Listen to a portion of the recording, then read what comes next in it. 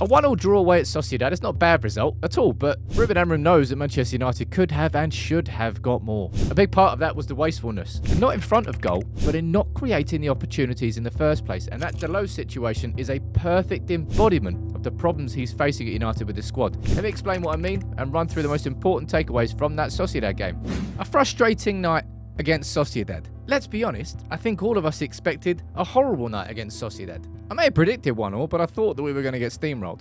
I'm going to run through the game and we're going to speak about, of course we are, Dalot. I'm going to speak about the problems that Amorim has got with this squad. The problems that are being created by the players. Maybe some changes that Amorim could make. And I'll speak about the Arsenal game. You can let me know what you think in the comments below. But first up today, you have to talk about United's lack of chance creation and how wasteful we are. All right? Amorim speaking after the game. We're speaking about the fact that you can look at the XG all you want, but the fact of the matter is, United, yesterday, were losing the ball before the shot was even created. Sometimes we're missing something, he said. Joshua Zirkzee speaking after the game. I think we have the opportunity to create more chances. Said after the game, pretty much you can be disappointed with that. And that was the feeling we've got. And I tell you what, given the season we've had so far, the fact that we're disappointed, coming away from Sociedad, having not won the game, it's a slight improvement. It's not exactly particularly hard given where we are and where we have been this season. Although we are still, I think, the only unbeaten team in Europe this season. Give us a trophy for that. The conversation might change if we then start now creating more chances and we're not finishing, but it was really frustrating. And of course, the Diogo Dalot situation is the greatest example of that, and I mean that in a bad way, because Dalot just straight up, as far as I'm concerned, he ignored Hojlund, right? You look at this. Now, Paul Scholes speaking after the game saying it's criminal that he didn't spot Hojlund. I'm sorry. Dalot knew he was there. Like, you can say that Dalot's forward head, not looking, not scanning, not seeing his... Sod that, man. He knew exactly where he was. He just decided not to pass to him. Now, this is what Amorim said about it after the game, which I think was worth talking about. I think he said, I think it's hard to say, but I just imagine that Diogo doesn't know for sure that Rasmus has the advantage. I think he's been very kind to him because Rasmus is easily in front of his man and the ball should be going in. He goes, look, one thing that I'm sure, they are really anxious to score goals and to win games. So they're doing all doing their best. Sometimes they want to do the best, but they're not deciding the best way in that position. It was a clear situation. Rasmus did really well and Dalot did really well, but the decision was not the best. Again, that is an understatement. Interesting point here. The important thing is to move on and not stay like them, fighting. And let's move on to the next opportunity. The reason I'm saying that this is basically, this showing exactly why Amorim is kind of struggling with this team, that there is a textbook sporting attack. Great transition, wing backs high, striker in the middle, he's free, square the ball. It's the Gyökeres bread and butter. That's how he scored so many goals there. And Hojlund had every right to be frustrated and annoyed. And Dalot had no right to ignore him. Doesn't matter what your striker's doing. If he hadn't scored in 20, 30, 40 games, it doesn't matter. You still pass to him in the middle. He is the focal point of the team. He's the guy who should be putting the ball in the back of the net. Dalot did the job perfectly up until that point. High wing back, great run, held his run, wasn't offside, and just decided, I don't trust Hojlund. He's in bad form. I'm going to hold it up and see who else can come in. And then you can see, well, there's no one behind him. You can see how far ahead of his teammates the Hojlund was. A good 10 yards before Garnacho came into the picture. This is a problem. All right, this is what Ruben Amorim is working with inside this squad, and it has its limitations. If that was Patrick Dorgu, you know that ball would have went in really quick. But Dalot, naturally, foot on the ball, turn back. And that's always going to have its limitations. And you just saw it in its its worst form, I suppose.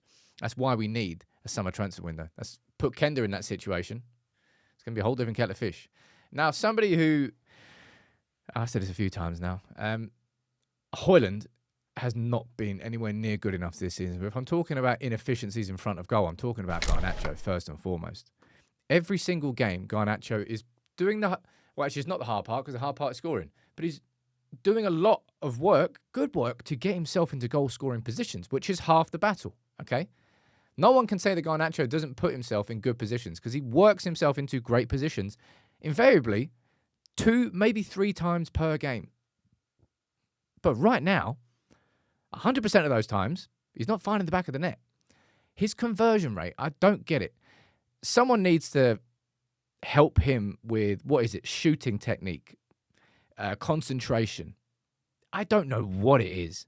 But if we're frustrated for the fact that Rasmus Hojlund isn't scoring enough, you can directly link and relate that to the fact that he's not really getting opportunities. But Garnacho is getting opportunities in abundance. Now, you can't ever begrudge an attacker for keeping going. And eventually, if you knock on the door enough times, you'll get in. But Garnacho can't seem to do anything right now in terms of finishing. And yeah, it is frustrating. I wouldn't take Garnacho out of the team as a consequence, but the one thing he did to impact the game from a game-changer perspective was to roll it across to Zirkzee. And maybe that's what it's going to be. Garnacho getting himself in incredible positions, but instead, and this is what I was actually pleased about when he came back from the being dropped against City. I thought he was keeping his head up more, trying to find others in the box. Was right now, and something that we've all seen since Dorgy came in, he's kind of ignoring a lot of the runs and cutting inside himself, but then not making anything from it. I think that kind of needs to change. It's up to him. Now, two players who I think deserve a bit of praise are Zirkzee and Ligt. I'm not just talking about this game either. I think in the last few games, Zirkzee, of course, since Newcastle, just progressively getting more confident in himself in a United shirt. I think he's looking a bit sharper, but he's always fading towards the end of games, and I think a lot of these players are. And Ligt, I think, just quietly has been pretty... He is a dominant defender. He likes to be aggressive. He's backing up the press whenever it does. He's winning the ball high up the pitch.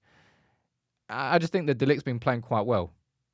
As well as a defender playing for a team who are 14th can do. I think that's what he's doing. And I tell you what, so is Yoro. And I think from Yoro's perspective, I'm looking at a player who's if you compare to that performance that he got roasted for against Southampton, and slowly he's been progressing since. And something he was really doing against Sociedad, and no one was really reacting around him, was he was ball carrying. He was carrying the ball from the wide centre-back position, 10, 15 yards up the pitch. If everybody had that confidence and ability, it would make such a difference. You know what I think about ball carriers. So Yoro, well done. And I think Zirkzee and Ligt have been playing pretty decent.